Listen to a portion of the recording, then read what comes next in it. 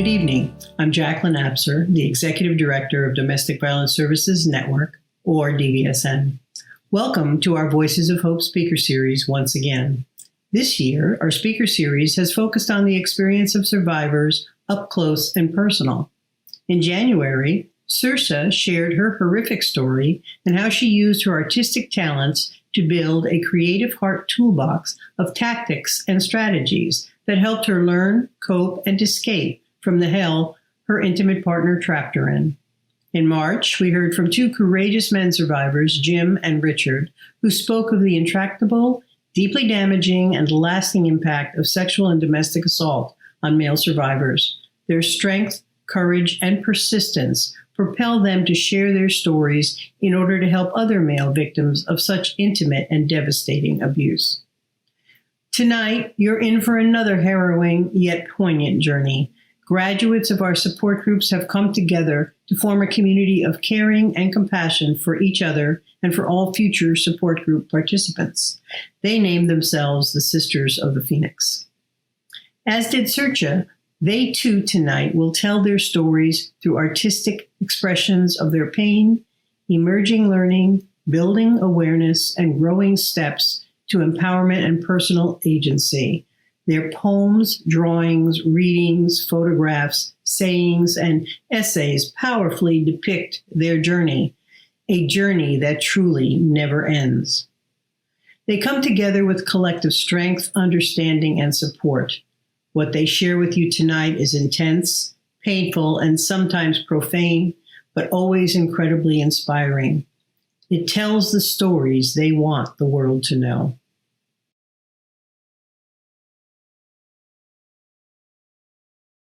Show me your voice.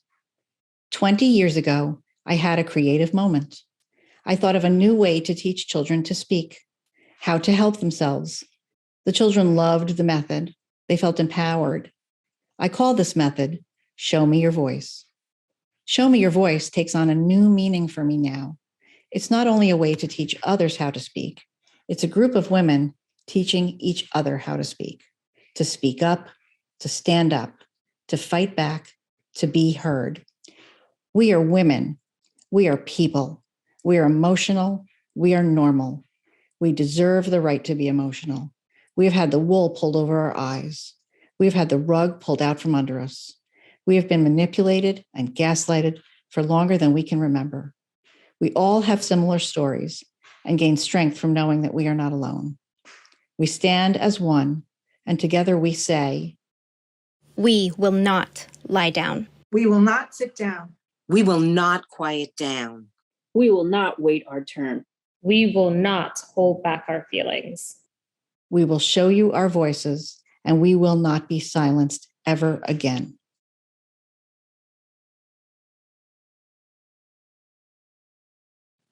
Thank you for joining us today. It has been said that the purpose of art is to comfort the disturbed and disturb the comfortable. The subject of domestic violence is often not something people want to hear or talk about. It definitely makes people uncomfortable. But we are here to share our experiences as survivors of domestic violence through the storytelling medium of art. We are stepping far out of our own comfort zones to speak about the stages of abuse and share how it has changed our lives. We hope that while you may be disturbed by some of what you see and hear, that it will also inspire you as we share our stories of survivorship and how we navigated this dark path. Because when left in the dark, domestic violence spreads like a virus through families, across cultures, and within all socioeconomic groups. No one is immune, and it is a cycle that perpetuates itself through generations. But first, let's start with a basic primer. Domestic violence is defined as a pattern of power and control that one partner exercises over the other. It can take many forms: physical, verbal, psychological, financial, and spiritual, among others. It can be subtle and hard to spot to even a close friend or family member. It thrives in the darkness of secrecy and silence because victims often fear they won't be believed or worse yet, that they will be blamed. Silence and shame are just two of the long-lasting effects that a victim suffers. Fear, doubt, isolation, confusion, and exhaustion are others. There is often a sense that this will follow them into any other relationship they have, while others may feel that staying is the safer choice for any number of reasons. Many fear they will be ostracized from their community or friend group. These are also the tools of the abuser. They become the shackles that keep us from speaking out, from standing up, from walking away. It goes beyond bruised skin and broken hearts. It burrows into your psyche and convinces you that there is no way out. It lulls you into believing you brought this on yourself and this is what you deserve. The abuser uses shame and silence to keep their victims in a state of fear, paralyzed and without a voice. It is the deepest betrayal committed by someone you love, trust, and respect. In the beginning, it can feel almost unbelievable. That couldn't really have just happened, could it? He's so kind and loving. Everyone thinks so highly of him. I must have misunderstood or done something to cause him to do that. We believe their excuses and their promises that it won't happen again. We extend another chance and another. That is how the abuser begins to bend our reality and separate us from the safety of what we always believed to be true, that people are basically good, that they have been placed in our path for a reason, that we can heal them with love. And when the abuse escalates, we find ourselves so deeply entangled in silence, shame, and fear that our own flame of self-love begins to flicker and fade.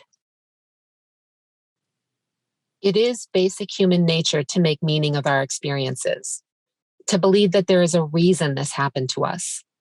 However, there is no logic to the abuser mindset. It simply seeks a target for its control and rage. This was not something we invited into our lives. No one asks to be a member of this club. And we did not fail ourselves. They failed us. But something special happens when women come together and share their stories. There is power in speaking the truth, putting words to the pain that lives inside you, and shining a light in the dark for those on the path behind you. Perhaps what is most remarkable about the alchemy of storytelling is the transformation that takes place when we raise our voices together. We find that we are no longer trapped in the silent pain of victimhood. We are now a sisterhood of survivors. We are a community of thrivers. And we have now taken ownership of the wisdom that comes from living through the darkness that is domestic violence. Our hope is that by sharing our stories with you, that you will be moved and inspired to speak your own truth. Some may find a voice they didn't know they had, or are reacquainted with their voice that they'd lost touch with long ago. As survivors of domestic violence, we have seen firsthand the damage that is done when one person harms another in the name of love. That damage, however, is often invisible to the rest of the world. Even after our abuser is out of sight or out of the house, the monster we call abuse lingers behind. It lives in our memory until we face it, claim it, and then release it. And the first step to slaying that monster is bringing it out into the light. It is through tonight's artistic expressions that we shine that light, not only to disturb the comfortable, but to comfort the disturbed, to show a way forward for those still caught in the silent darkness, to give hope. These are our experiences in words, pictures, paintings, poems, songs, and collages. They come from the deepest parts of our hearts as women who have broken the cycle of abuse and are bravely sharing their wisdom with you. Allow yourself to be moved by what you see and hear. And remember, you are never alone. And now, welcome to our world.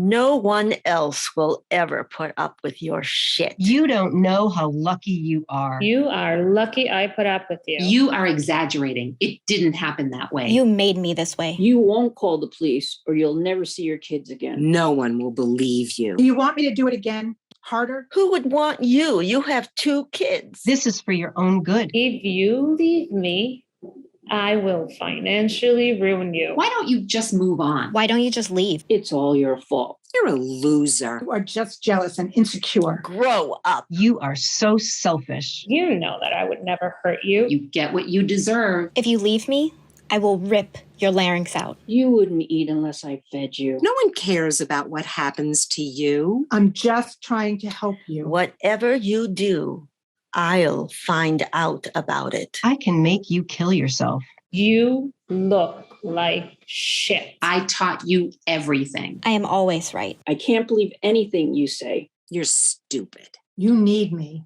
Who do you think you are? I have a gun, a shovel, and 50 acres, and nobody will miss you. You married me for my money. You can't take the kids without my permission. I will destroy you.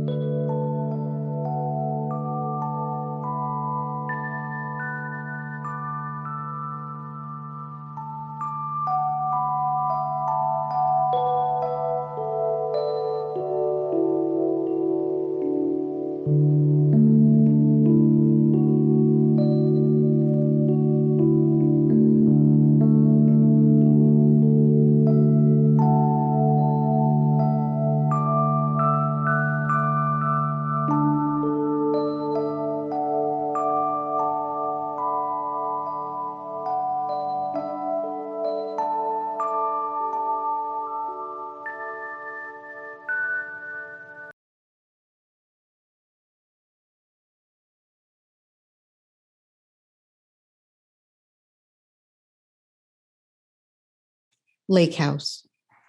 I took this picture at our new house on the lake, October 2020. It had been the dream that we talked about for 5, 10, 15 years. A home on the lake in the Poconos, calm, serene, beautiful, tranquil. I was lonely, but I took solace in photography. I posted beautiful sunsets of our lake on Facebook. I named this picture, Come and Stay a While, but no one came. Isolating, lonely, frightening, barren. I woke up one morning and I was that woman, isolated from everyone and everything familiar that I had loved. A gun in the night table drawer and no access to money to leave, even if I wanted to. I didn't know when we got married that he hunted or that we would have guns in the house. At the hearing for the restraining order, he told the court that there were 34 guns. 34 guns. And one in his night table drawer in the room where I slept. Did he ever threaten to harm you? The judge asked. No, he didn't. He didn't have to. Just knowing that they were there was enough, and he knew it. He was my first love. He was my one great love. I left my family to marry him. For 38 years, my marriage was like this picture. It looked pretty from the outside, but it was empty. I left my family for this man, and I damn well better make it work. Domestic abuse comes in many forms. I didn't know the signs. I knew that I got a sick stomach when it was time to go home after work, especially on Fridays. I knew that I couldn't get a line from an Adele song out of my head. Under your thumb, I can't breathe. I knew that he was obsessive compulsive and anything I did was never good enough. We spent an entire 45-minute therapy session talking about where to put the sponge. I knew that I had spent years of my life trying to produce a speech therapy program that he destroyed. If I succeeded, then I wouldn't need him. The point was to keep me needing him, unable to function on my own.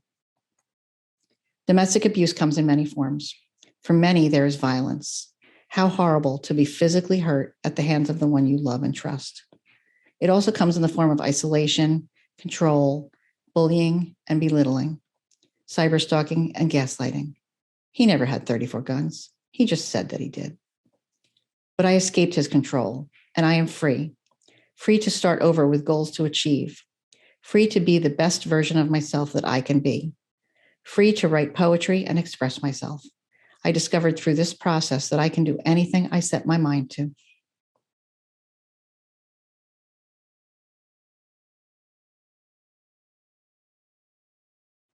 How do I abuse thee? How do I abuse thee? Let me count the ways.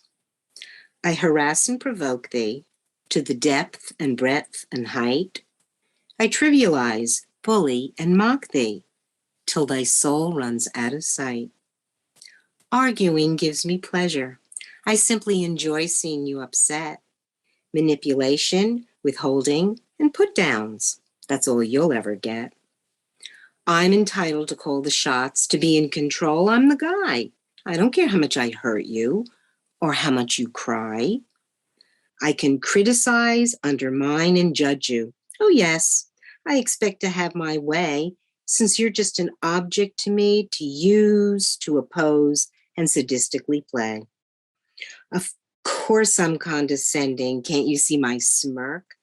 I love it when you lose it and call me an effing jerk, because it means I got to you and I know that my games work.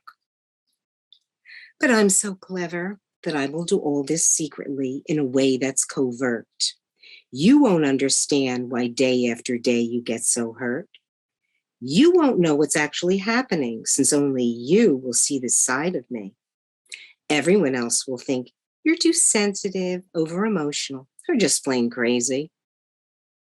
30 years of marriage counseling? Ha! None of them ever saw, because giving you an allowance isn't against the law. My voice was calm and rational, sounding so sincere and kind. None of them knew what I was doing to your mind. I'm persuasive and smooth, coming across like Mr. Nice Guy. Even our own family doesn't know how much I lie. Oh, the secret hard-to-define gaslighting mind game. Call me on it. I'll turn it around and shift the blame so that you'll be the one to carry all the shame. Complain about our relationship? I'll just tell you that you're unstable. Then over the years, you introjected this untrue label. Anything that you want, I'll try to block in every possible way. But if there's something that you don't like, I'll make it happen every day. You won't be believed, just like Christina Blasey Ford. You'll be discounted, minimized, and basically ignored. Word salad, diversion, evasion, that's what's on your plate. Try to get through to me, I'll just invalidate. With the last administration at the helm, I was really having fun. Since nastiness is the new sport, I'll try hard not to be outdone. I hope you realize that I'm indifferent to your pain. My only goal in every encounter is to see what I can gain. Your feelings, your desires, I'll just continuously diss. Since I consider you an adversary, now just remember this. How do I diss you? Let me count the ways. Disrespect, discount, disinterest, disbelieve, dislike, disapprove, discourage, disappear, discard, disengage, disregarded, dismiss, disdain, disparage, disappoint, distrust. How can I reclaim myself? Let me count the ways. I should hate you 'cause I love you. You should hate yourself for treating me like that. We both know you only love you. Did you know they have a name for that? I wrote poems. I took photos. I was creative before I met him. I had family. I had friends. I had future plans. He took them all away. Flick me, pinch me, grab me, hit me, shove me, push me, threaten me, blame me. Don't you know there's a name for that? His house, his money, his rules. Don't you know there's a name for him too? 8 years later, I am a mother, crying in the shower because nothing makes sense. I try to hide it from my children by giving in and staying quiet. But my body just shakes. He yells. It escalates. He strangles me, punches my leg, throws me down the hallway. I crawl into my room and lock the door behind me. He kicks it down and uses his fists to paint my skin black and blue and purple. 2 years later, I sit in the same spot and write for the first time in 10 years to that 17-year-old me. The bruises are gone, but your body will remember the pain. When you think you can't handle it, you can and you will. You will cry a lot. Just let it out. You will feel guilty. It's not your fault. You will want to give up. Don't. I forgive you for ignoring it. I forgive you for blocking it out. I forgive you for staying. I am proud of you for breaking the cycle. I am proud of you for speaking your truth. I am proud of you for saving me.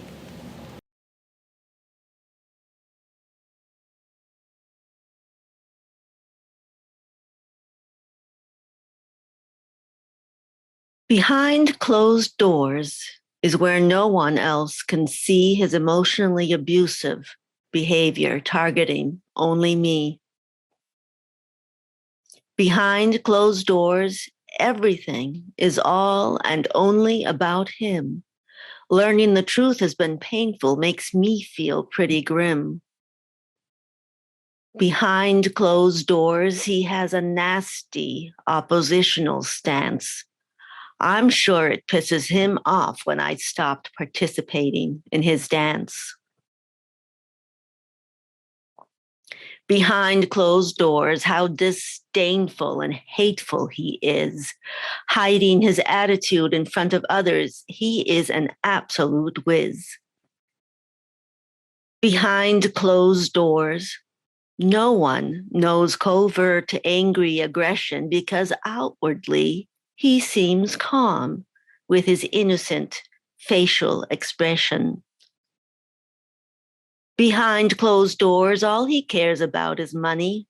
Having to walk around in a dark house certainly is not funny. Behind closed doors, I find the hardest thing to bear is his intentional sadistic behavior and his enjoyment when he gives me a scare. Behind closed doors, no one would ever guess that living with covert abuse is an invisible kind of stress.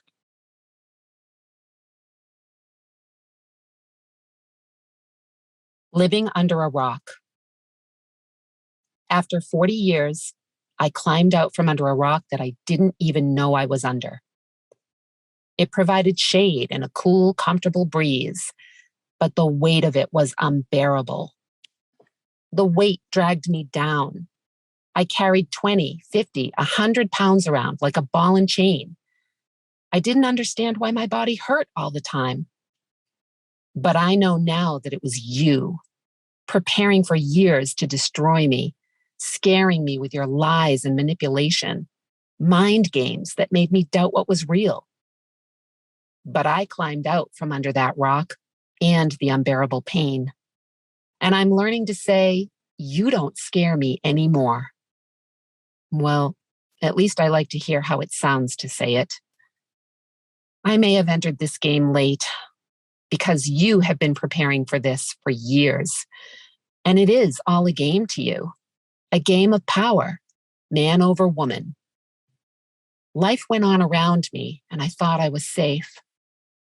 Now I have to be hypervigilant, always looking behind my back or over my shoulder. I'm not going to live like that anymore, I tell myself. I will go on with my day like you're not even there, because you don't scare me anymore. The more I say it, the more I hope to believe it. Yes, I recently climbed out from under a rock, and I've got a lot of catching up to do. It makes me a survivor, someone who is embracing the challenge and is rising to it. I no longer live under a rock. You thought that I would fall apart and wilt under the pressure. You thought I would succumb to your power. I would give in to your manipulation, just as I always did. But not today. Today, my body doesn't hurt. I'm strong and brave and alert, and I will keep my eye on the terrain and navigate it to the best of my ability. Today, I don't live under a rock. Today, I am a rock climber.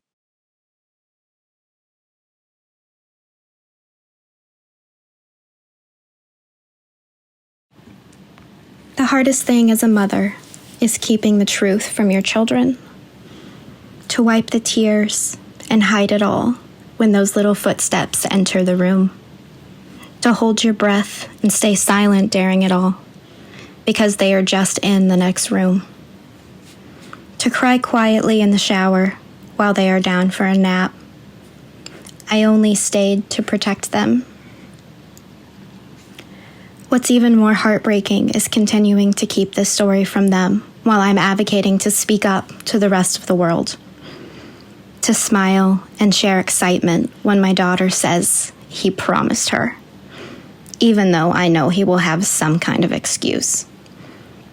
To answer questions with little white lies, or even just not to cry too when they leave my home for his. Believe me when I say we tried to leave so many times, but I rarely made it to outside.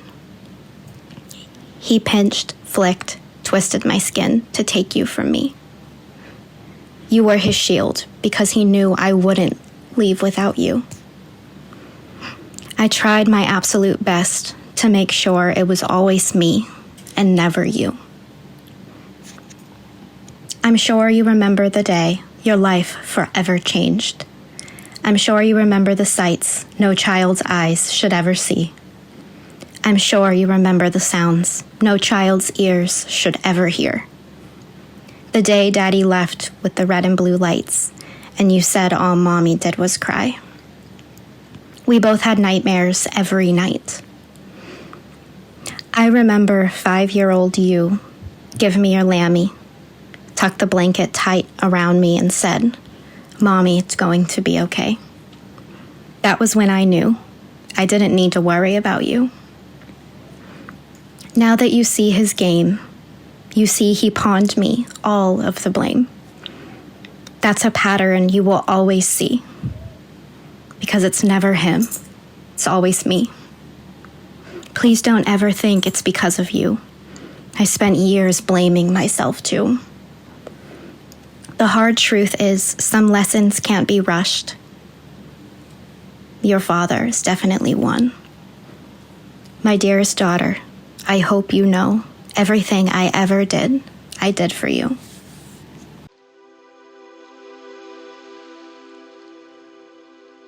We thought that this would be a good time for us to take a break because hearing these stories is very triggering for all of us survivors and probably pretty difficult for you to listen to as well. And the easiest way I know to de-stress is to slow and deepen the breath down. So if you'd like to join me in taking a few slow diaphragmatic belly breaths. Let's get comfortable. Uncross your legs, put your feet flat on the floor, sit up straight, and bring your hands to your belly. Now we're going to contract the belly when we exhale, so the diaphragm pushes up at the bottom of the lungs, expelling the air. And then when we inhale, we're going to actually expand the belly so the diaphragm pulls down and fully oxygenates the lungs. We're going to be inhaling maybe for a count of 3 and exhaling for a count of 4. So start off with an exhalation, either through your nose or through your mouth with a ha sound. Exhale. And now for a count of 3, inhale and expand the belly.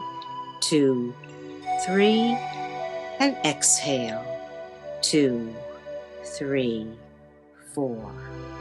And inhale into the belly, 2, 3, expanding, and now contracting, exhaling, 2, 3, 4.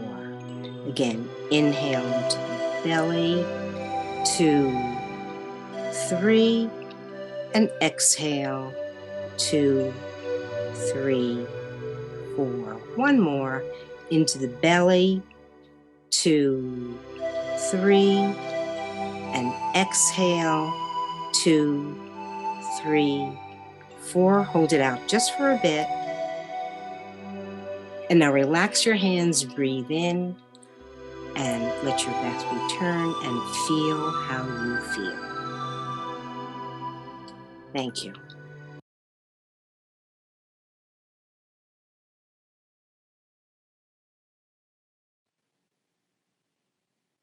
Abuse amnesia.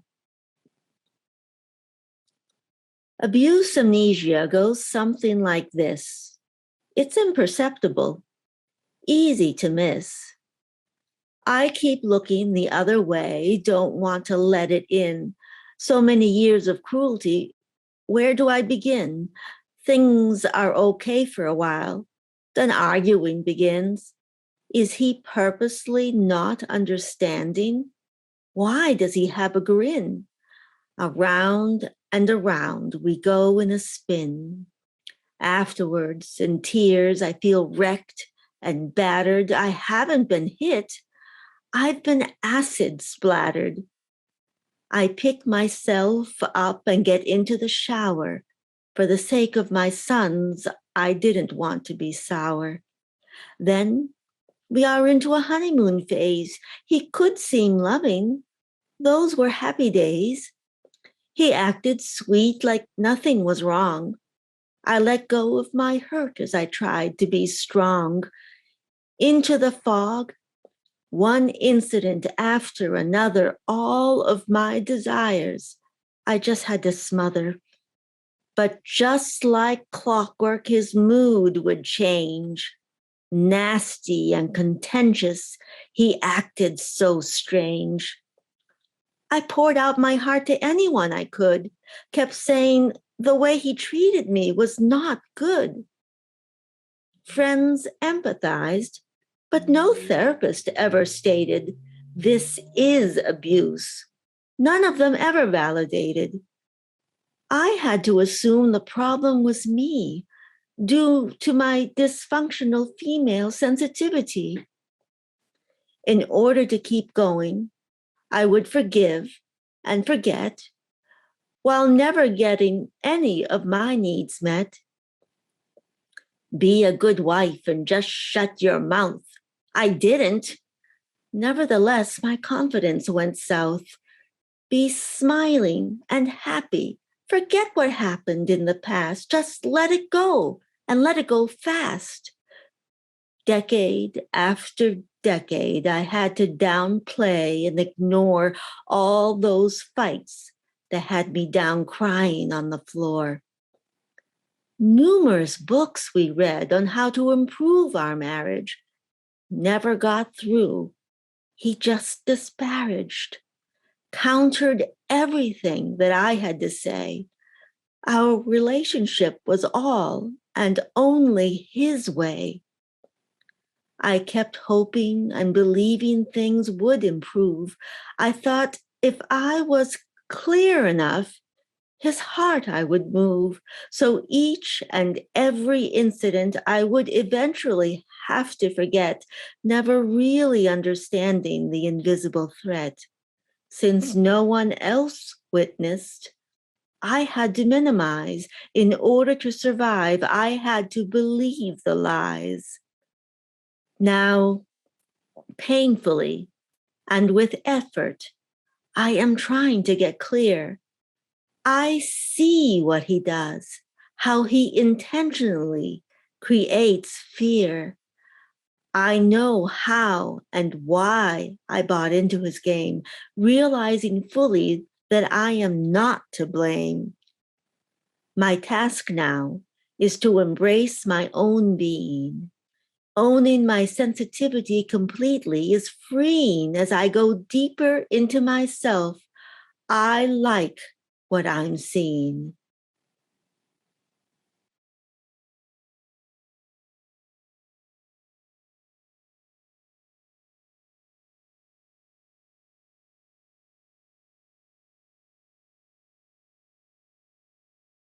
Bless the beasts and the children, for in this world they have no voice. They have no choice. Bless the beasts and the children, for the world can never be the world they see. A plea for help. I continued to sing in my head the old 1970 song, Bless the Beasts and the Children by Karen Carpenter. The song could be an anthem of the current state of affairs for children of DV. Bless the children, not the abuser. How can it be that our children have no voice? They still have no choice and no power to change their situation, even when they do speak up. As the song goes, quote, bless the children, for in this world they have no voice. They have no choice. Bless the children, for the world can never be the world they see, unquote. Please, I beg you, teachers and administrators, when a child finally has the courage to share with you that dad punches them in the face with a closed fist, protect them. Don't allow fear of a well-connected, powerful parent, protocol, or school bureaucracy send them back to a house of horrors. They are surrounded by darkness. You must light their way. The song continues. Quote, light their way. When the darkness surrounds them, give them love. Let it shine all around them. Bless the children. Give them shelter from a storm. Keep them safe. Keep them warm. Unquote. I implore all pediatricians, if a boy or girl shares that they are being touched at home, don't brush it off because you think you know the family, a parent is a colleague, or allow yourself to be intimidated. Keep them safe. Shelter them. You may be their only hope at safety. Please, DCF, find a way to understand that just because there are not visible marks, that home is a safe place. When you become aware of abuse and neglect, please find a way to help a child without the abuser's knowledge. To the courts, judges, doctors, lawyers, and therapists, I call on you to make it your job to educate yourselves on the unimaginable levels of physical, emotional, psychological, financial abuse, coercive control, and fear these perpetrators instill on our children on a daily level. I, for one, find it inconceivable that in 2022, we continue blessing the abuser and not the children.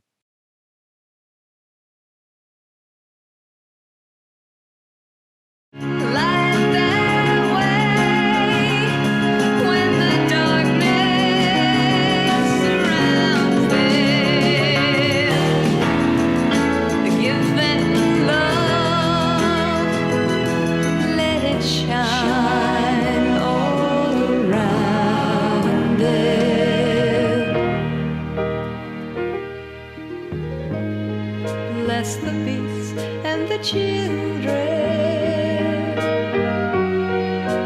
Give them shelter from a storm.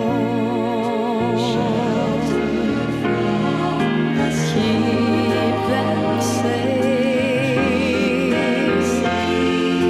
Keep them warm.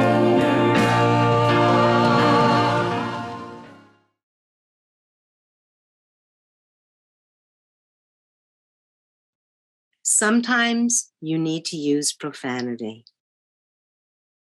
Right now, I really need to use some profanity. It just might help to save my poor flagging sanity. He is so twisted, so deliberate, such a schmuck. Talking to him is a total mindfuck. It's word salad galore right out of the gate. A fucking game with him, and it arouses my hate. Little by little, it's becoming apparently clear the numerous control tactics he uses to create fear.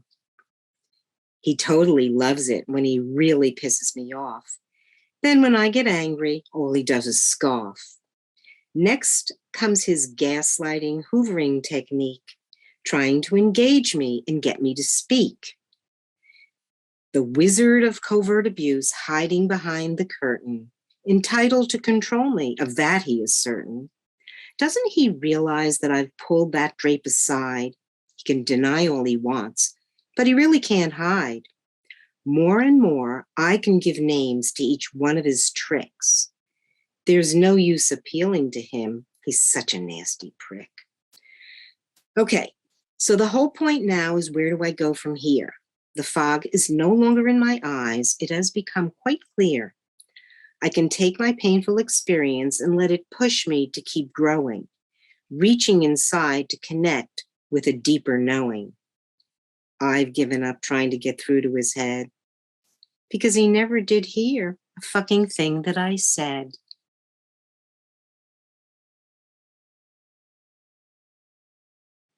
It hurt to see the constant reminders of you. Yet not only despite, but because of the pain, I fell apart. So all that didn't serve me purified away in the fire of aches as I grew, blowing up my chest with sharp, shanking sensations as the emotions released. After much struggle, I let it all go, let myself fall apart, and felt that pain to release. Release all I've experienced that made me believe I was worth only this love I chose to receive. Even now, through all that's happened, I still am held back inside with feelings of craving, attachment, longing for things from the outside, because I still believe I'm lacking. On my own, I can't stand tall. I shrink and crumble until I feel so small. How painful growth is. I ask God, why? The only response I get is, it's all happened before. Trust the resurrection of wounds. It surfaces from the depths to permanently say goodbye. How much relief when I know this truth, when I know all that happened had purpose. Purpose, meaning, leading me to know what my true worth is.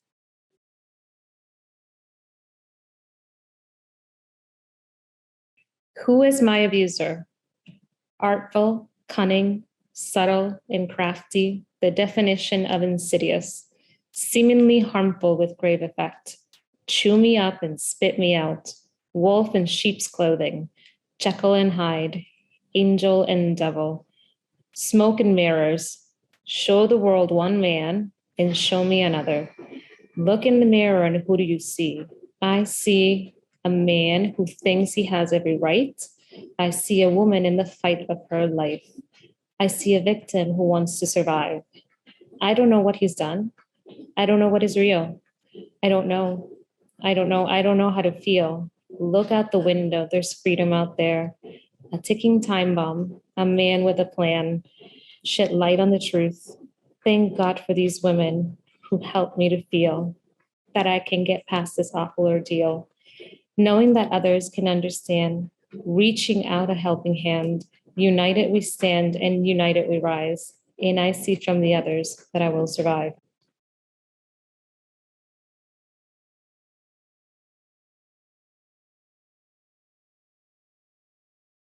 Community. As I bear witness to and sit beside my sisterhood in this poignant and inspiring presentation, I'm humbled by and reminded of the collective strength and courageousness of those who surround me. I am forever grateful to my sister survivors who have been so important in my journey to rediscover myself. They gave me hope and folded me into an incredible support network, what we know as community. It was through community that enabled me to just be, to be understood, held, and feel accepted as is, to be sad, to learn, acknowledge, grow, and begin to heal. It was the transformative process of being amongst people who silently just understood, despite how different and amazingly similar our individual stories may have been. For me, it was the community that helped me to hold on. The sense of community enabled me to enter a safe space that would help me calm my nerves, give me hope, and allow me to be where I am today. This was also about being together and feeling safe in the moment. These times with my sisters and healing groups were so special. I felt welcomed and accepted. There were never any expectations or wanting anything from me other than my presence that helped me make me feel whole again. The growth and lessons were embedded in the special activities, speaking your truth, sharing experiences, affirmations, vision boards, lighting candles, reading poems, art projects, and meditations. This community helped me to rediscover the world around me. It held the vision for a safe, healthier, and happier future. I began to appreciate a sense of security and excitement as I created my new home and began to fill it with warmth, love, friendship, nature, and light. In my new space, I reclaimed the cultural aspects of my youth that were precious and buried deep, and have rediscovered a new life filled with promise and purpose. I know I would not be here today if it were not for the women who sit before us. It is the magical healing power of community and the deep, lifelong friendships that have evolved from the ashes of much pain. I am grateful each and every day to have survived. It is this community that supports and inspires me to be the best I can and fuels me to rediscover my passion, help others, and pay my debt of gratitude forward for the remainder of my life. We are survivors of domestic abuse, and we are here today because we have begun the painful and joyful life journey of rebuilding our lives. These messages are our lessons learned. Listen now to our whispers to our sisters. Trust your gut. You are worthy of love. You are enough. You deserve to be loved. Self-care is crucial. You will get through this. Find someone you trust that you can tell. You are not alone. If it costs you your peace, it's too expensive. You did the best you could with what you had. Your story is your power. You are fierce and fabulous. Don't ever make yourself small to make someone else feel better. Speak your truth. Tell your story over and over and over, and then release it.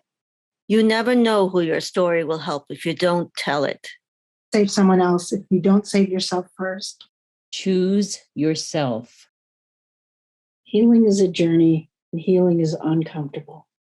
Don't give up. You are fierce.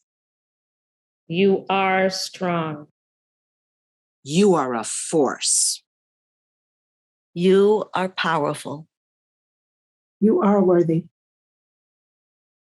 You will make it. We believe you. We hear you.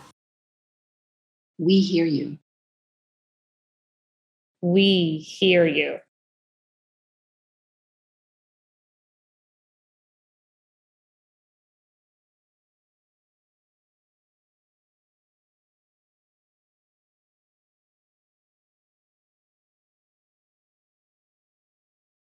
Those incredible whispers from the sisters, full of hope, inspiration, and empowerment.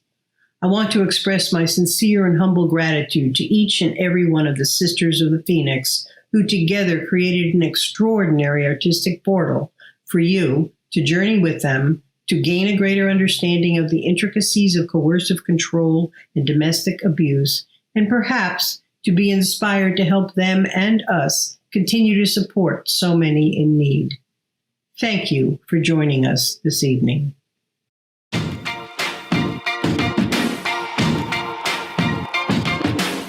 I used to bite my tongue and hold my breath, scared to rock the boat and make a mess. So I said quietly, agreed politely. I guess that I forgot I had a choice. I let you push me past the breaking point. I stood for nothing. So I fell for everything. You had